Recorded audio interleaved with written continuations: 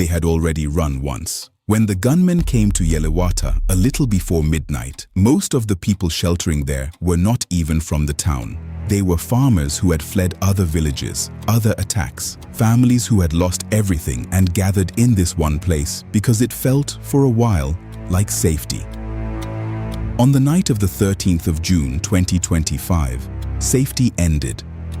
To understand how it happened and why the world argued about it afterwards, you have to go back, the Sankofa way, to the land itself.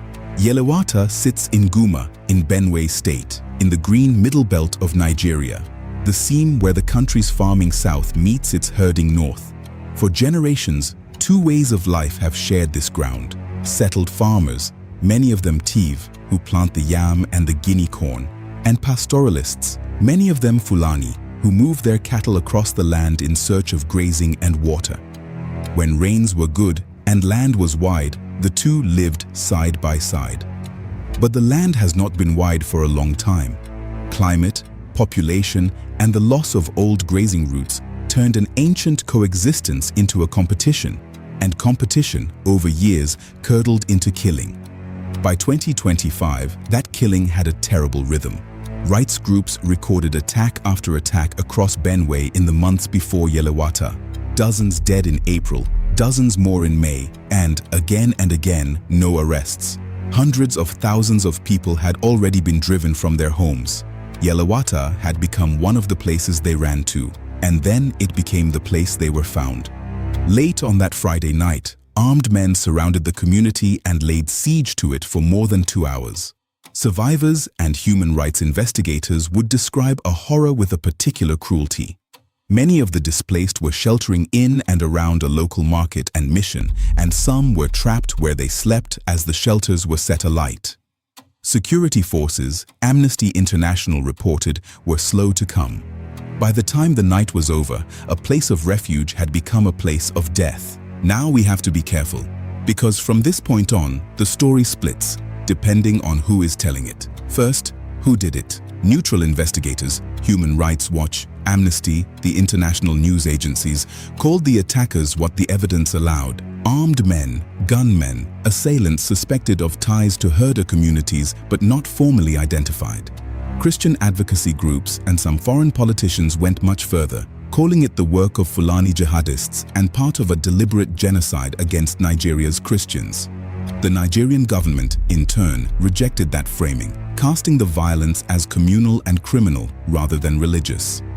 The honest position, the one the documented facts will support, is this: an atrocity certainly happened. The precise identity and motive of the killers were never officially established, and the word genocide was a claim advanced by some, not a finding proven by the investigators on the ground.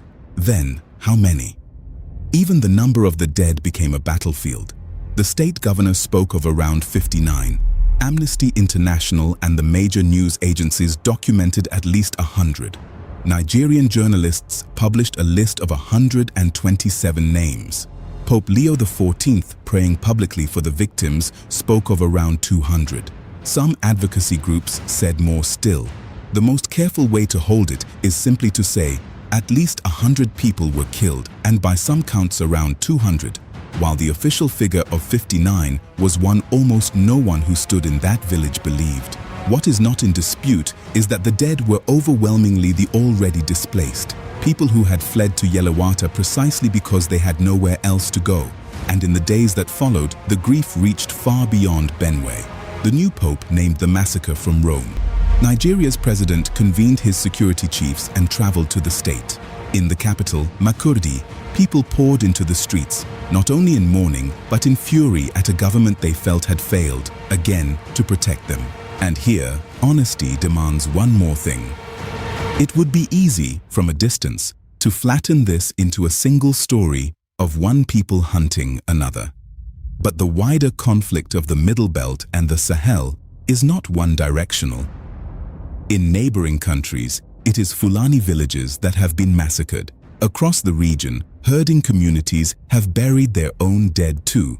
To tell the truth about Yelewata is not to deny that. It is to say that on this night, in this place, it was the displaced who were gathered and killed. and that no cause and no grievance can make the burning of sleeping refugees anything other than a crime. A year later, the pattern that has haunted every story we have told from this soil repeated itself once more. The survivors of Yelewata were still displaced, still in camps, still afraid. No one had been brought to trial. The investigators who came, the Pope who prayed, the crowds who marched, all of it collided in the end with the same wall that met Zaki Biam a generation before. An atrocity documented in daylight and an accounting that never came. So we say the name, not to accuse a people and not to reopen a war that ordinary farmers and herders will still have to end between themselves.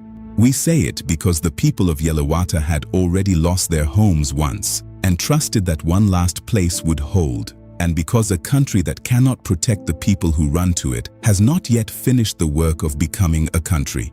To remember them is to insist that the next village of the displaced is defended before the gunmen come, and not merely counted afterwards. This was the story of Yelewata, told the Sankofa way. Go back and get it. If it moved you, tell us in the comments whose story we should tell next. Until then, stay upright.